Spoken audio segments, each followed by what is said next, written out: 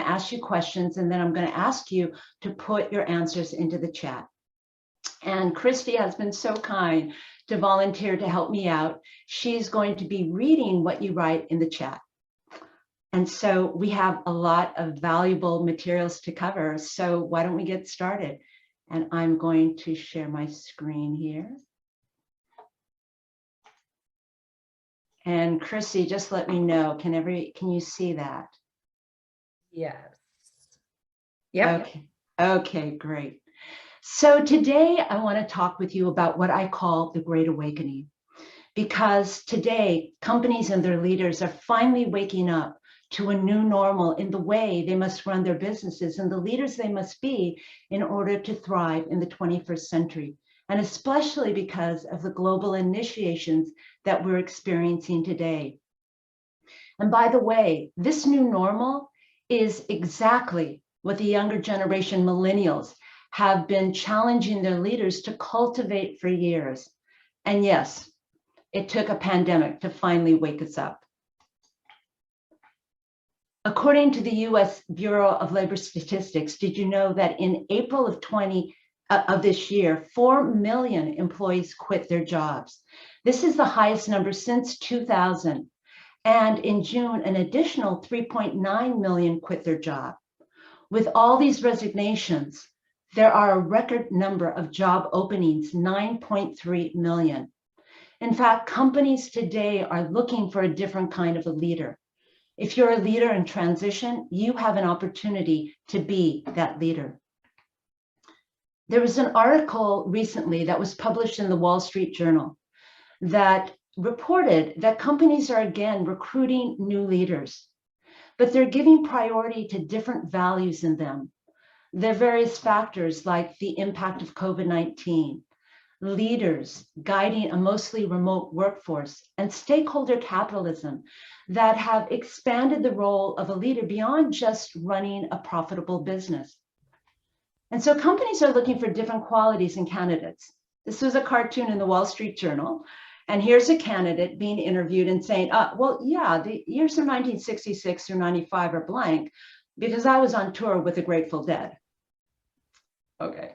So what are some of the qualities that companies are looking for in candidates? They want to know your personal values and your life experience. They want leaders who have the ability to communicate with a range of stakeholders.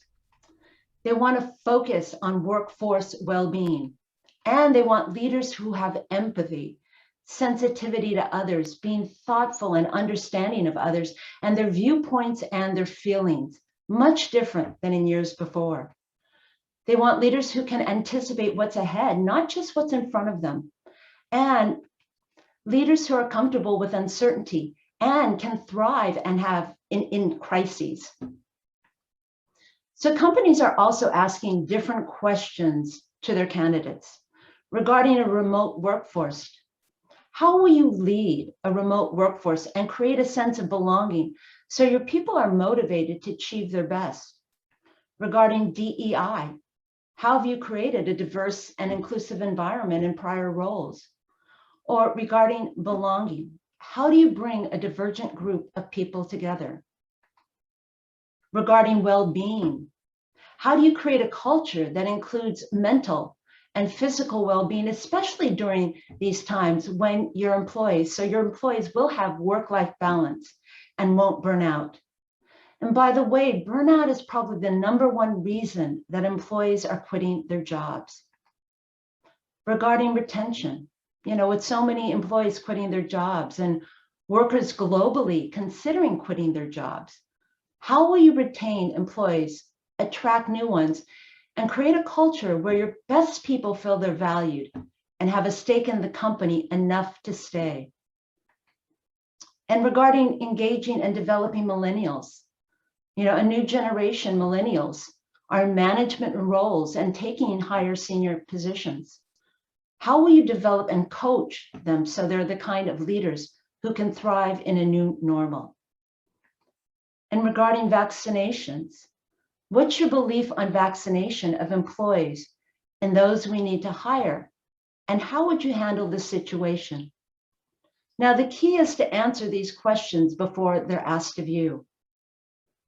Today, leaders must have a basic understanding and point of view on diversity, equity, inclusion, on generational and gender issues, on the changes that are happening in technology, on digitization and how it's changed the way people operate, on changes in values and lifestyles because of millennials and Gen Zs, or we call them Zoomers, on employee physical and mental well-being, and lastly, on environmental, social, and governance, the ESG factors. We are living in a new normal, and we're transitioning into a world where it's not just the what we do or the profitable results we get, but it's also the who we are, the essence of our character, and its impact on the culture we create. Leaders, as leaders, it takes knowing who we are, our gifts, our blind spots, our patterns, good and bad, our values, our life's purpose. These soft and fuzzy things that generations prior to millennials didn't consider to be important are now becoming valuable because at the heart of this shift are millennials. They are the largest generation in the US labor force with over 56 million individuals. And they have many needs, but there are three needs that keep echoing, and that is to feel heard, to use their gifts, and to have meaning and purpose in their lives. I mean, how many of you want that too? Yeah, I think all of us, because it's not a generational need, it's a human need. And the workplace experience has enormous impact on business outcomes. It just so happens that what matters to millennials matters to all of us. They're just the first generation that's really taking a hard stand. There was a study done by the Gallup organization, how millennials want to work and live. And they found that these are the changes that must happen in leadership today. This is the past and this is the future.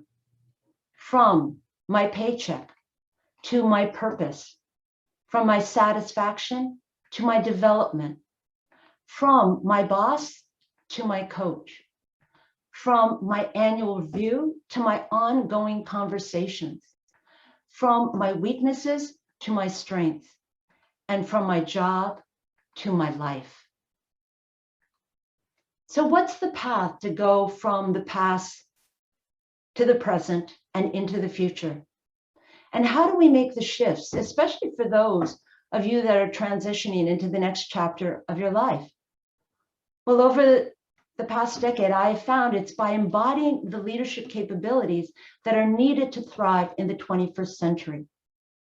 So what are some of those leadership capabilities that you'll need to embody? So here are a few. Take a look and notice the number beside it.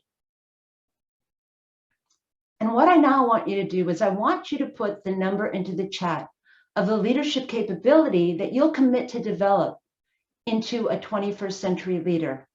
And here they are again. And Christy, let me know what numbers are coming up. Okay, don't see any yet.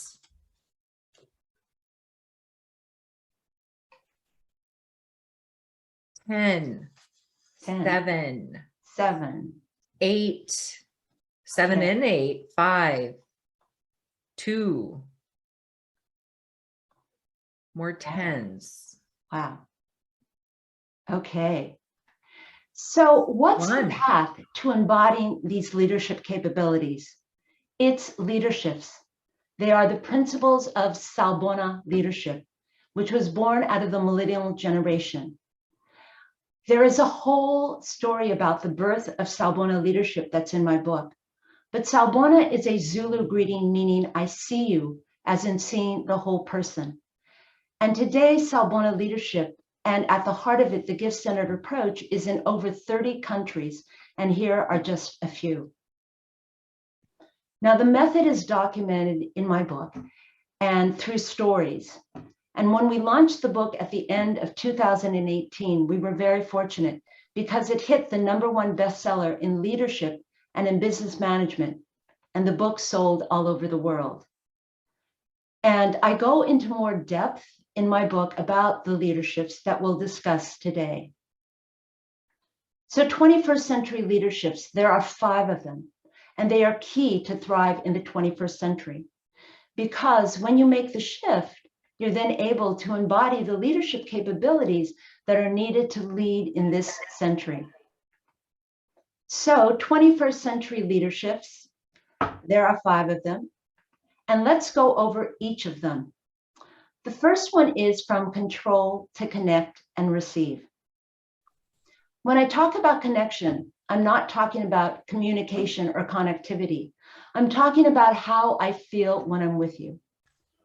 Connection starts by quieting our minds, especially when we are triggered. So a question to all of you is, how many of you remember a time when you were in an interview or negotiation or important meeting and you were triggered in a negative way or thrown off your game? Put in Y for yes or no, N for no into the chat. And Christy, let us know what you're seeing. Seeing lots of Y's. Got it. A no, mostly Y's though. Okay. So for those of you who wrote Y for yes, here's the second half of the question. How many of you remember having thoughts or judgments that made you feel anxious or frustrated or brought up some fears? Put in Y for yes or N for no. And Christy, what are we seeing? Lots of Y's. I haven't seen an N yet. Okay. All right. So this is why it's so important for us to do practices that help to quiet our minds that we engage in daily, because they help us to let go of our thoughts that turn into our stories, that become our realities, and nothing has even happened. These kinds of practice help us with our mental well-being. And why is this important? Because did you know that a Gallup study just came out, the state of the global workplace, and they found that we are going through a mental health pandemic today, that negative emotions, worry, stress, anger, sadness amongst employees globally reach record levels in 2020. But the studies also show that these negative emotions have been rising over the past decade, even before COVID, and that 7 in 10 employees are struggling or suffering rather than thriving in their overall lives. And this is why, as leaders, it's important to be doing practices, especially meditation practices, for your own mental health, and to have practices that you can introduce to your people to help them with theirs. And meditation practices are also like walks in nature, right? So here are some of the benefits of meditation. And I'm sure you're familiar with some of them. Some of those benefits you may not be, but just take a moment to take a look. And this is also why companies like Virgin Australia, Sony, Nike, Yahoo, Google, Apple, Facebook, CBRE, and my clients are finding ways to integrate these kinds of practices into their schedules, not only for themselves as leaders, but for their people as well. If you're a leader in transition, doing these practices will give you the edge. And why is that? Because most leaders today, they know how to do their job well, but building a culture in a post-COVID world takes a leader who is connected within themselves so they can connect with others. This is the kind of sensitivity that companies are looking for today in their leaders. And in the back of my book, in the Coach's Corner, there are many of these kinds of practices. Connection is the portal to employee engagement, especially with millennials. Now, you may be asking, so why is it important to engage with millennials? Well, studies have shown by the year 2025, millennials who were born approximately from the years of 1981 to 2000 will comprise of 75% of our global workforce. That's 75%. Millennials today, they're taking leadership roles, and the older ones are already in leadership positions. So as you interview for companies, you may find that a millennial will be interviewing you. So why is engagement important? Well, according to the Gallup study, 80% of employees worldwide are not engaged or they're actively disengaged in their job. And that means companies are running on only 20% of their capacity. In the US and Canada alone, only 34% of employees are engaged. And that means 66% are not engaged or actively disengaged. The study also shows that creating an engaging workplace culture comes down to the manager or leader, that an important part of good leadership is higher employee engagement, which boosts productivity, innovation, profitability, safety, and a host of other lucrative outcomes. There was an often cited 20-year Gallup study that pegged that disengaged employees are costing the US labor force more than $350 billion per year in lost productivity. That's $350 billion per year. So what's the answer? It's to learn to connect and receive within ourselves so we can connect and receive with others. This is the doorway to trusting and letting go of controlling everything. Today, leaders have been described as kayakers in a whitewater world. And there have been books that have been written on this, by the way. They have to know how to navigate their organization, their company, in a complex world where nothing is predictable. And they have to have the capacity to let go of controlling everything, be comfortable with uncertainty, and be able to solve the most complex problems as they unfold. So let's experience connection. And we're going to do this through a practice of leadership presence, because leadership presence starts with a connection within ourselves. And leadership presence is so important for us as we lead our people and as you interview for companies. So let me start with a story of connection. Many years ago, a business colleague of mine was invited to a press conference of the Dalai Lama. And she said she'll never forget the excitement and the buzz that was in the air as they waited for His Holiness to appear. All of their eyes were focused on the front entrance where he was supposed to come through. And then suddenly, she said, the room went quiet. It was so strange. It was like this blanket of quietness came over all of them and they stopped talking. And then they looked at each other. And then they looked behind. And there he was, the Dalai Lama, coming through the back entrance. She said she'll never forget how she felt, how we all felt. His powerful presence made such a connection with all of us that it quieted the room, it quieted our minds, so we were present and focused to be able to address him. Well, this true story describes an amazing connection. But I think the question becomes is, how does the Dalai Lama so easily connect and bond with a room full of strangers? Well, it's not a chance moment. It's the way he lives his life. It's the disciplined practices that he does every day that allows him to connect within himself so he can connect with others. And when I'm talking about practices, I just don't mean meditation and yoga or things like that. I mean how we live our lives. The time in the morning that we get up, our morning rituals, the foods we eat. Do we get stuck at our computers all day and never take a break? At the end of the day, do we crash and veg in front of the TV, or do we read a book? You see, life is a practice, and the practices we engage us turn us into who we are. I want you to think about someone who makes you feel good by just who they are. Someone who calms you down when you're feeling stressed by their presence. Or someone who walks into a room and lights it up without saying a word. I want you to imagine if this someone were you. Imagine if you had the leadership presence that connected and influenced people, like the people you lead or people you interview for, in a good way by just who you are. What would be possible? This is the power of our leadership presence, and we take it for granted. We think it's only the things we do, our achievements, our accomplishments, our skills, our experience that most matter. And we forget it starts with our presence. How that presence influence others. Do they feel good around us enough to be able to want to know us better in that interview so we get to the second one?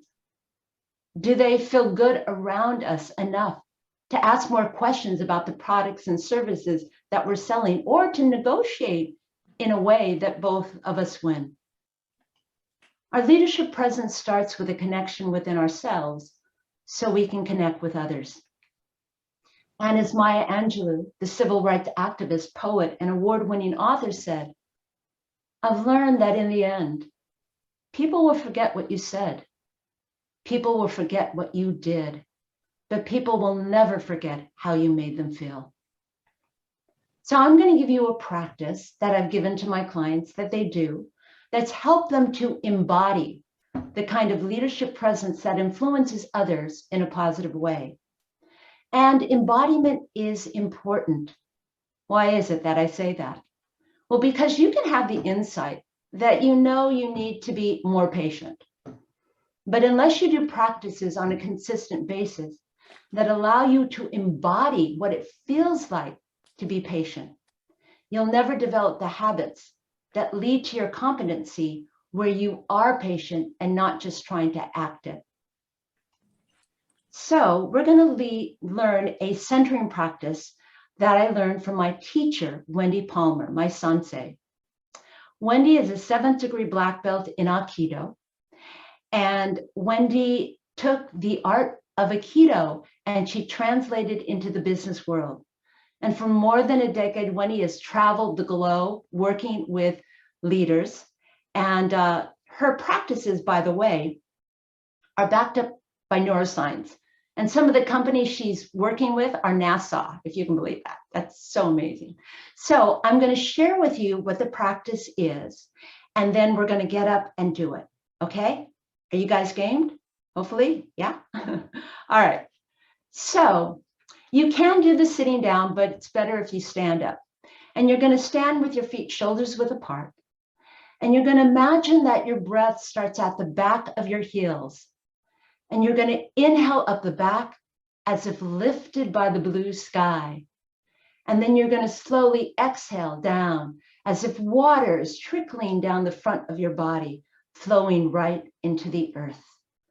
And we usually do this 5 times, but when I guide you through it, we'll do it only 3 times for the sake of time.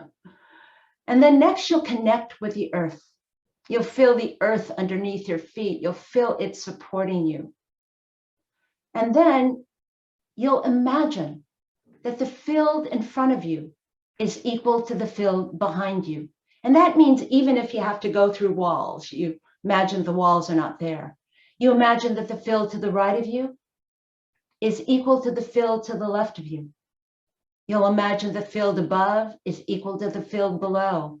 And then you'll take that field around you and you'll expand that bubble that's around you as far and as wide as you possibly can, beyond the walls of your office, beyond the neighborhood, to the ends of the other side of the globe. And then you're going to ask yourself a question, what makes me smile? And you're going to think of someone or something that makes you smile. Hold on one second. And then you're going to let that warmth fill the bubble. Just let it spread throughout the entire bubble. And you're going to feel the warmth and you're going to rest in it. And you're going to let it support you. And then you're going to ask a question. What's a quality I want? And you're going to think of a quality. And it might be a quality that you need when you go on an interview, like confidence or authenticity or being present. You're going to think of someone or something that has that quality. And you're going to put them in your back, like they have your back behind you. So I thought of the quality of compassion. And I thought about the Dalai Lama. And then you're going to let their energy just flow right through you as if your body is porous, and fill the bubble with that quality. You're going to let that quality just support you and rest in it. And you're just going to feel it around you. This is your leadership presence. And you are the center of that presence that can influence others. So, to get the best experience, let's all stand up. And if you can't, it's fine to be seated, but if you can stand, that would be really great. Make sure you're muted. And then you can do this with your eyes closed or open, whatever allows you to focus on the practice. Eventually, it's better to do it with your eyes open. I also want you to notice your presence right now. How do you feel right now? Remember, our presence is the energy we send out. It's our aura, okay? So I'm going to stop my screen right now. And okay, if everybody can stand as much, great. All right. So if you're seated, please make sure that your back is straight. That's important. All right. So feet, shoulders width apart. And I want you to imagine that the breath starts at the back of your heels. And if you're closing your eyes, it's okay. I want you to inhale up the back as if lifted by the blue sky. And then I want you to slowly exhale as if water's trickling down the front of your body, flowing right into the earth. And again, inhale up the back as if lifted by the blue sky. And then slowly exhale as if water is dripping down the front of your body, flowing right into the earth.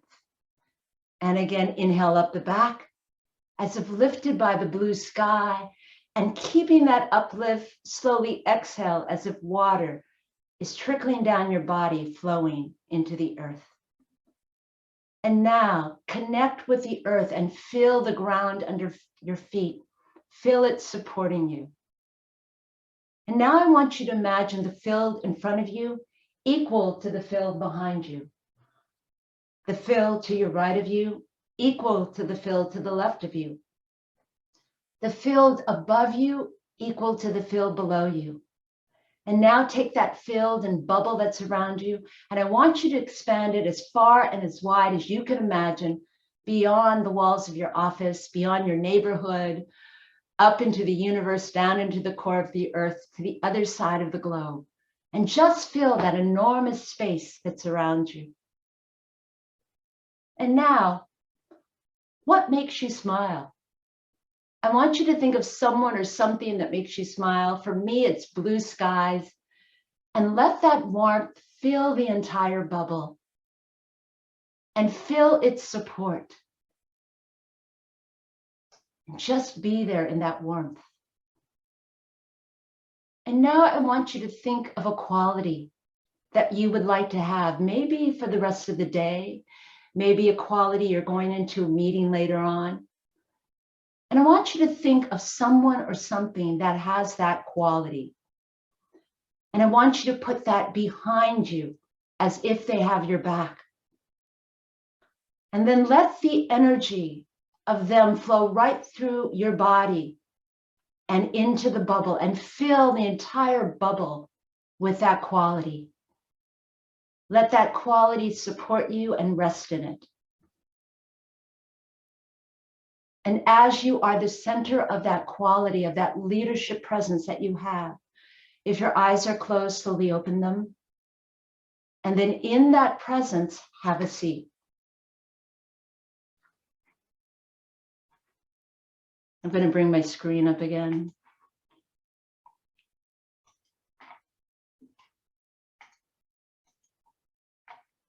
So I want you to notice right now your presence. How do you feel now compared to before you did this practice? And if you can write that in the chat, and Christy, let us know what you're seeing, that would be great.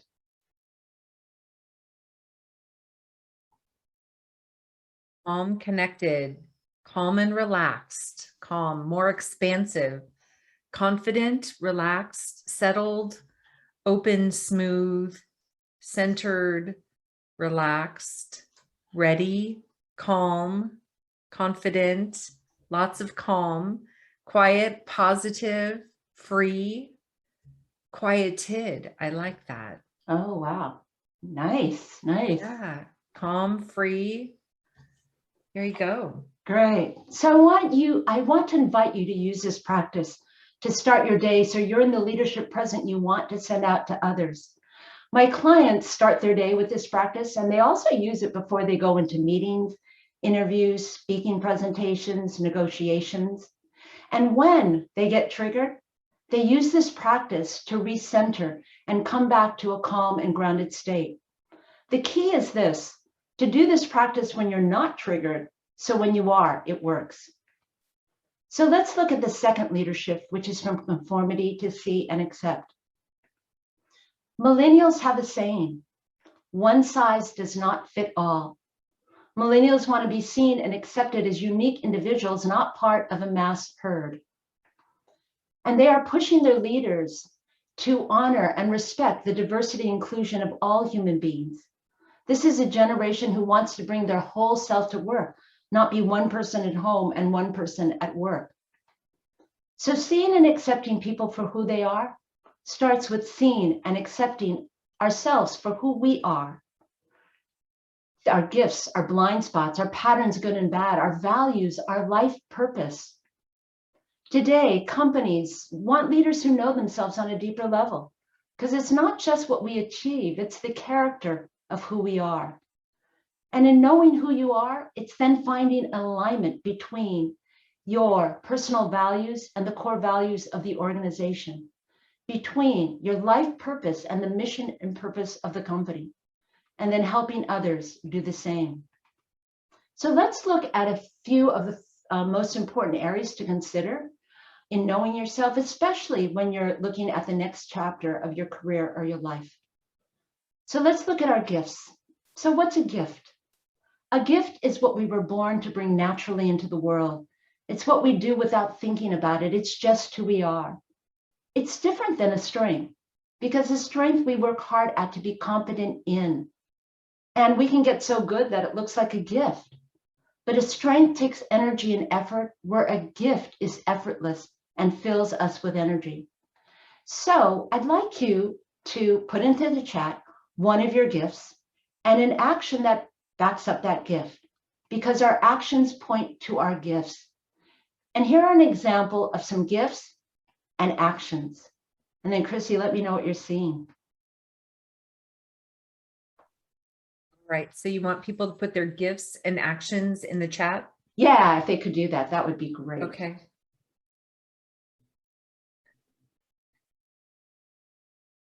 I'm not seeing any yet. Oh, analytical and curious.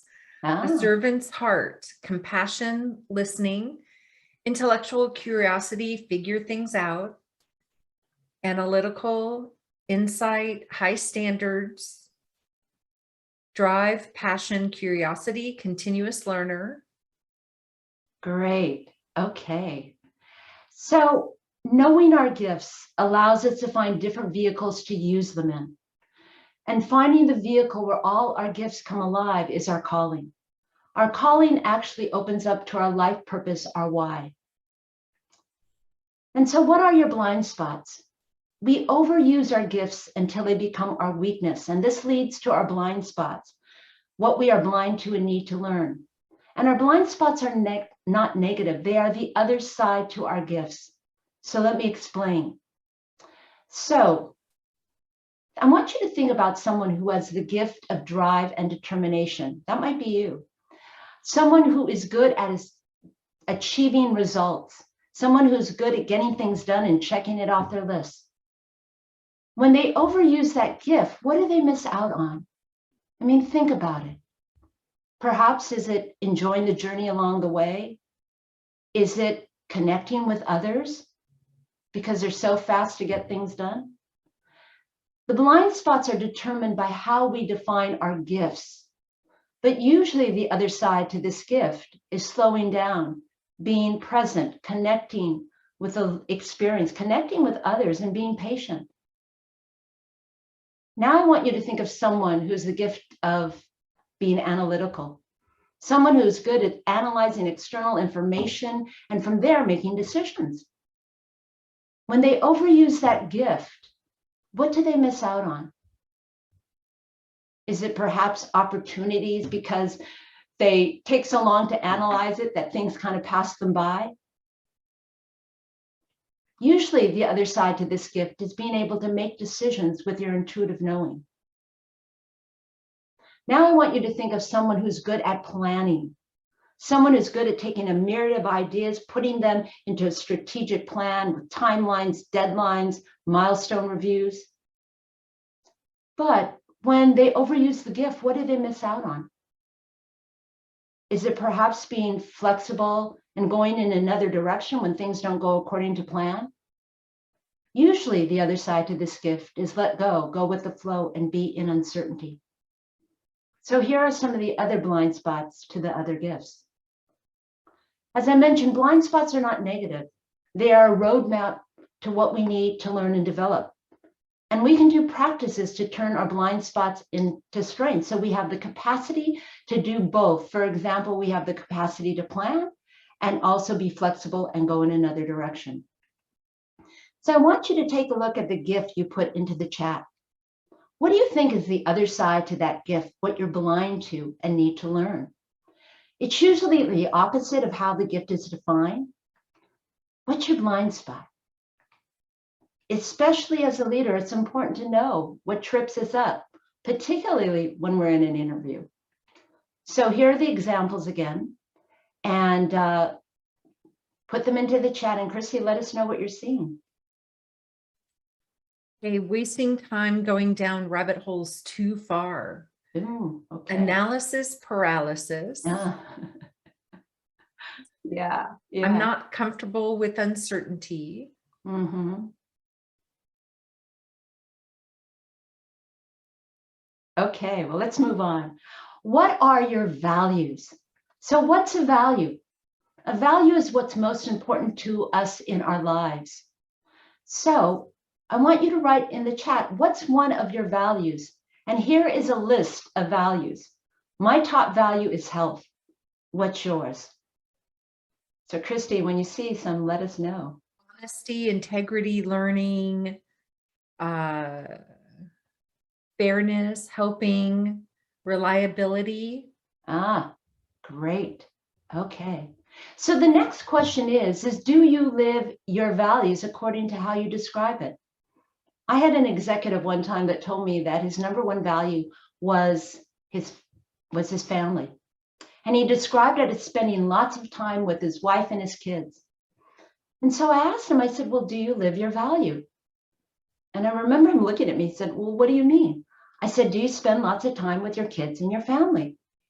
And all of a sudden he stopped and he said, well, Susan, well, I'm a CEO. I have to travel a lot, so I can't spend as much time. And I said, oh, okay, that's all right. I said, so it's a value you wish for and not a value you live.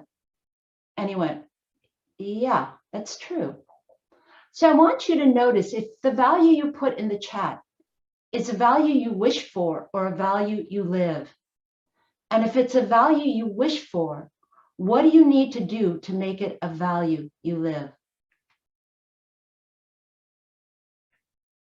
When we know our values, we can then find a way to align them with the values of an organization and then help others do the same. When in transition, it's important to find a company who lives their values and whose core values align with your personal values. This will allow you to be seen and accepted for who you are and what you bring. So what's your life purpose? There are many processes that I do with my clients for them to discover their life purpose, their why. But just know that it unfolds over time. And when in transition, it's important to find a company whose mission or purpose aligns with your life purpose, your why, and then help others do the same. We are in one of the hottest job markets for employees. They have the upper hand. But as a leader, especially those in transition, if you know your gifts, your blind spots, your values, your life purpose, then you have the greatest opportunity to find your path, your calling, a company where your gifts can come alive and where you can be that different kind of a leader that companies are looking for today. From expectations to intention. So what's an expectation? An expectation is our external rule of how things should be done, how others should behave. I expect that if I give you training, you'll be able to do your job. So my question is, what is your expectations of, say, finding your next position, or of what you want in recruiters or companies you interview, or just what you want in your career?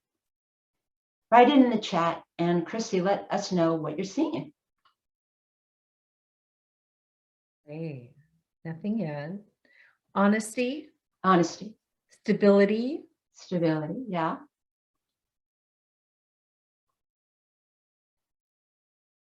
transparency, integrity, a Integrity. challenging and rewarding role, Wow. be valued, clarity, flexibility, a company that practices what they preach, stimulation, culture.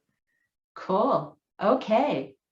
So the challenge with our expectations are that we can't control them because they're unknown and future oriented. And they prevent everyone, including ourselves, from seeing any other options except what's expected. And when our expectations are not met, we have a lot of pain. So what's in an intention? Intention is in our eternal decisions about how we will approach situations and people, how we will behave. I intend to support you in being the best you can be by giving you training. So what I'd like you to do is to take your expectation and turn it into an intention, into something you can control because it's within you. I'll give you an example. I expect that if I do a good interview, they'll put me into the next round. Replace it with maybe something like, my intention is to connect with the interviewer, receive what they're giving me, go with the flow, and to be my best. So, Christy, what are you seeing? Nothing yet. I really like how you worded that. It's like shifting the expectation to an intention. That's really right. Awesome. That's something that we can control, right? Be clear in my asks. Be clear in my asks. Appreciation of unique experiences. Evolution of the role in line with the higher strength. Wow, great. Do my research. Do my research. If I am valued, I will contribute more openly. My intention is to connect with the company. Both of us bring value. Bring value. Oh, nice. My intention is to present my gifts the best that I can be to the companies that are hiring. Oh, wow. I love that. That's great. So replacing our expectations with intentions as leaders, we open the door to creating a culture where people feel safe to bring their whole self to work, to use their gifts to solve the challenges and get the results needed, to innovate the next best thing to stay ahead of the curve, to be able to develop into the leaders that can thrive in a disruptive and unpredictable world, to help the company achieve its mission because we feel a part of something greater than ourselves. So let's go to the fourth, which is from authority to authenticity. In the book, Finding Your Own North Star, Martha Beth talks about the essential or authentic self versus the social self. We are born into our authentic self. This is where our gifts lie. And as we grow up, we go away from our authentic self to our social self, to doing what other people expect of us. And we lose sight of our own North Star. Our journey as human beings is to find our North Star and to follow it. And that happens from not changing who we are, but becoming more of who we are at the core. And if you are in a career transition, there's no better time to reconnect with your own North Star, become more of who you are, and find the company culture that fits you. So what does it mean to be authentic? Emerson said, to be yourself in a world that is constantly trying to make you something else is the greatest accomplishment. Or as Kobe Bryant said, I don't want to be the next Michael Jordan. I only want to be Kobe Bryant. So what does it mean to be authentic? This is a never-ending journey. It's about discovering our gifts, developing and living into them. It's about discovering our life purpose, what we were born to bring into the world, and living into that.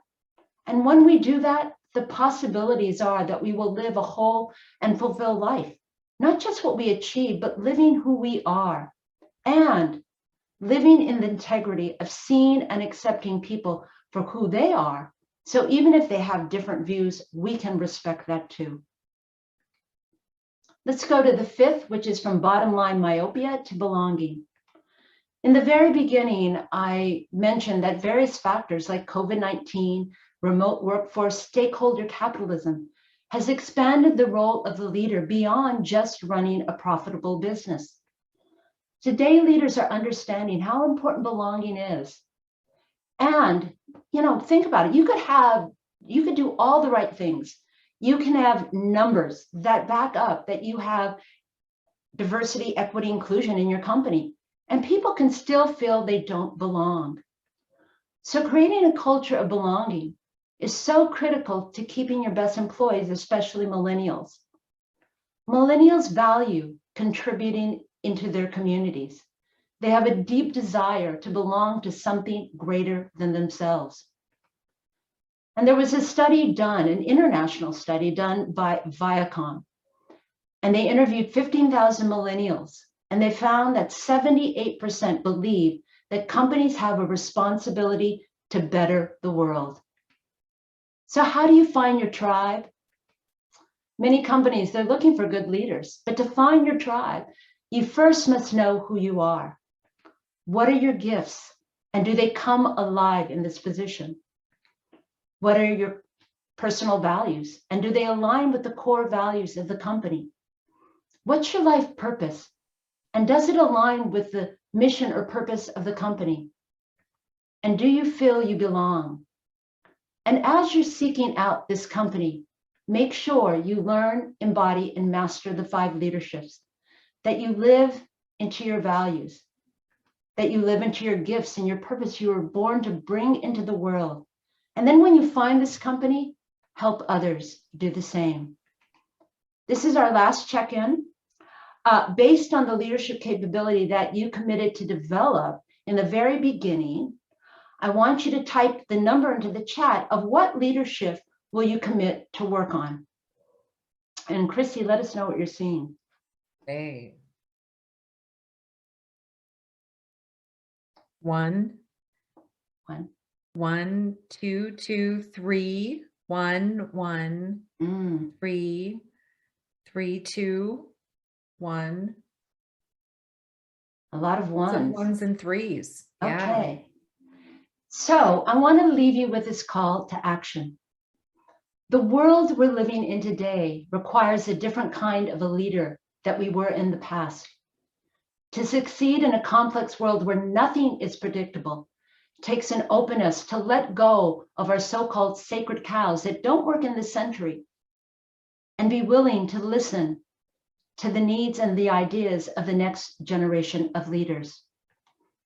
Today, employees have the upper hand. In the area of executives, according to a report by Bain and Spencer Stuart, they predict that CEO turnover in 2022 will rise as much as 30%. And why is that?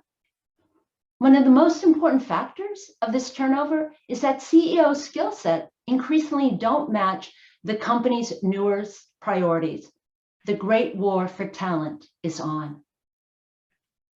Philosopher Lao Tzu said, "If you do not change directions, you may end up where you're heading." As a leader at any level, you have a choice. You can either keep heading in the same direction or stop and see where this changing world and millennials are taking us. For the past decade, I have seen a shift in leadership. Call it what you may, but this perfect storm, driven by a new generation of leaders, relentless innovation, the 4th Industrial Revolution, and now COVID-19, racial injustice, and gender inequality, is taking us in new directions and to a new normal in the way we must lead.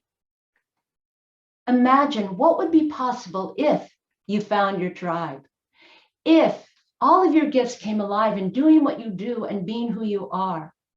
If you came to work each day finding meaning and purpose in your work because you helped create a culture where you and your people feel a part of something greater than themselves, what would be possible? Possibly everything. Sawubona. So I want to invite you to join our Sawubona leadership movement. You can do it in one of three ways or all three ways.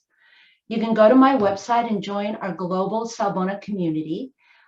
You'll get a free newsletter that comes out every other month. And the article in that newsletter is an article that I write for Ariana Huffington's Thrive Global. You can also buy the book Leadership's Perfect Storm and help transform our inner city youth. Since the book launched in 2018, all the proceeds have been donated to the nonprofit organization Youth Mentoring Connection. You can also learn how to be a Sawubona leader through one-on-one executive coaching or through our Sawubona Leadership Forum. It's a 12-month workshop and project lab called Stepping Onto the Global Stage in a Virtual World, a deep dive into transforming your whole self into a 21st century Sawubona leader. And there is the forum for your company and yourself, and you can find out more on my website. Lastly, I want to offer this to those of you who are here today. At the end of the year, I always pay it forward. And I do that by offering a certain amount of executive coaching sessions for free. It's one way for me to give back to my community. So here's my special offer to all of you. For the first 8 people who buy the physical book on Amazon, not the Kindle, the physical book, because the proceeds go to Youth Mentoring Connection, and you have to email me as well. The deadline is Monday, the 18th. You'll get a free 30-minute executive coaching session, which is valued at $300, and you can have the session focused on anything. Your ticket in is you have to show me the physical book before we start the session. All right. So let me ask you, what questions do you have? And I'm going to stop sharing. And I'm open. Hey, well, we are out of time. Oh, we're out of time. Oh my gosh. But let's see if there's a quick question. Anybody have a quick question while we're here? Well, I have a question, but I was wondering if we can get a recording, if you can email us the copy of this presentation and the recording for the future references. And it was very nice. Thank you very much, Susan. It was very nice. Oh, you're welcome. You're welcome. All right. Well, Susan, thank you so much. I took so many notes, and I really think that, you know, you've imparted so many pearls of wisdom on us. I just, it's innumerable how many things we were able to capture. And we're going to send out the recording. Please listen to it again. And Susan, I can't thank you enough for the gift that you've just given us. And, you know, I knew from just looking through and reading parts of your book that you were going to be special, and you really are. And so to anybody who is interested in speaking with Susan further, please reach out. And thank you Christy, so much. will you also Susan. put in your email to remind them that to email me and for them to buy the book and email me if they are interested in getting a free coaching session? Yes, we will. We'll send that out with the recording today. And then thank you, Susan. Really appreciate that. Everyone, enjoy the weekend. We'll see you next Friday, and we have another great speaker. Thank you, thank you, thank you. Sorry, guys. Can I ask one more question? I was wondering, Susan, I'm thinking to send presentation to somebody that I know is a CEO. Is it okay if I forward it to somebody else? Yeah.